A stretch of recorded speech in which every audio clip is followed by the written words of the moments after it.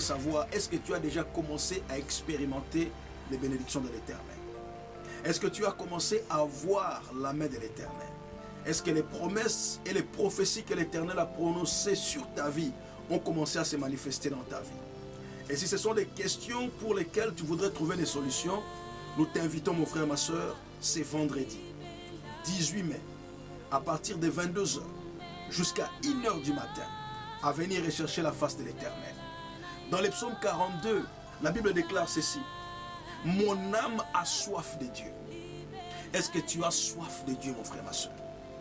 Une personne qui a soif ne peut se relâcher que lorsqu'il peut éteindre cette soif dans sa vie. Et dans nos vies, mon frère, ma soeur, il y a plusieurs soifs.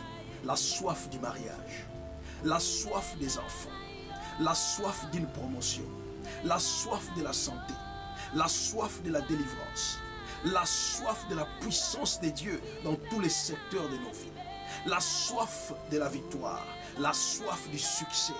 Il y a plusieurs soifs dans notre vie et notre âme a soif, mon frère, ma soeur.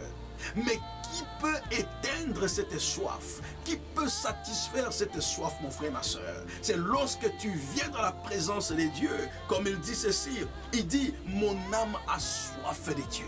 Mon frère, ma soeur, tu dois avoir soif de Dieu. Si tu veux voir ta situation transformée, si tu veux voir ton mariage changer, si tu veux avoir des solutions dans ta vie, si tu veux chanter un chant d'allégresse, si tu veux crier Alléluia, si tu veux être un homme et une femme qui expérimentent en cette année 2018 la plénitude de la puissance de Dieu, tu dois avoir soif de Dieu. Et avoir soif de Dieu, mon frère, ma soeur, doit te pousser à rechercher Dieu. Dieu est Dieu, jour et nuit. À entrer dans sa présence à tout moment. La Bible déclare ici, Dieu, j'ai soif du Dieu et du Dieu vivant. Notre Dieu Jésus-Christ n'est pas mort. Jésus que nous servons est ressuscité d'entre les morts. Il est assis à la droite de Dieu le Père Tout-Puissant. Son nom est le vivant. Son nom est la parole de vie. Nous ne cherchons pas un Dieu qui a été enterré et qui continue à demeurer dans la terre. Nous ne venons pas vers un Dieu que nous pouvons voir les ossements, mais nous venons vers un Dieu ressuscité le troisième jour et qui a dit à Thomas, Thomas, touche mes mains. Thomas, regarde mes mains, là où j'ai été crucifié. Et la Bible déclare, lorsque Thomas a vu Jésus, il a dit, mon Seigneur et mon roi. Mon frère, ma soeur, le Dieu que nous servons, c'est un Dieu vivant.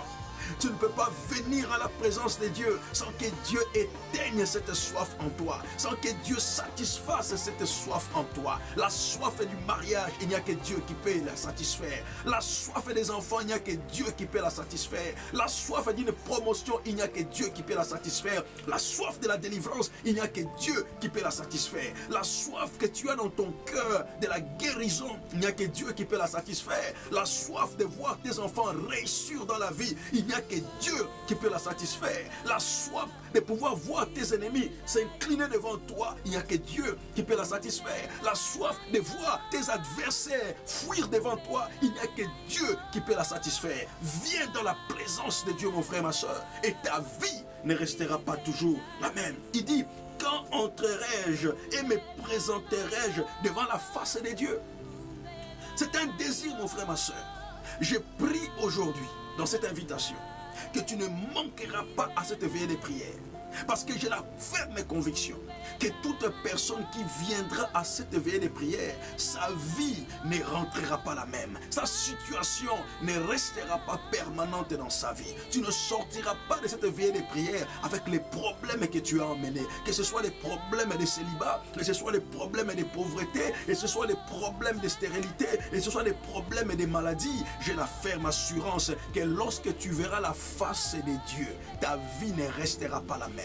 La Bible déclare que Jacob avait compris que pour résoudre son problème, il fallait qu'il aille dans une veillée de victoire. Et la Bible déclare que lorsqu'il est sorti de cette veillée de prière, il a crié, mon âme a vu l'Éternel et mon âme vivra. Car il a dit, j'ai vu Dieu face à face et mon âme a été guérie. Mon frère, ma soeur, viens, parce que Dieu t'attend pour faire des miracles dans ta vie. Que toute personne qui a soif de Dieu, du Dieu vivant, vienne afin qu'il voie la face de Dieu et que sa vie soit transformée. Tu es béni là où tu es. Nous bénissons l'Éternel pour ta vie. Ne manque pas, mon frère, ma soeur, quelles que soient tes occupations, quels que soient tes stress, quel que soit ce que tu as comme occupation dernier ce jour.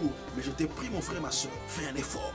Lève-toi là où tu es. Même si tu es dans une situation pitoyable, même si tu es dans une situation misérable, va, emprunte auprès de tes amis et de tes frères des moyens de transport et viens devant la face de l'Éternel. Et ensemble, nous allons élever ces dieux-là. Et comme il a promis dans sa parole, nous allons venir et nous allons voir. Que l'Éternel te bénisse là où tu es.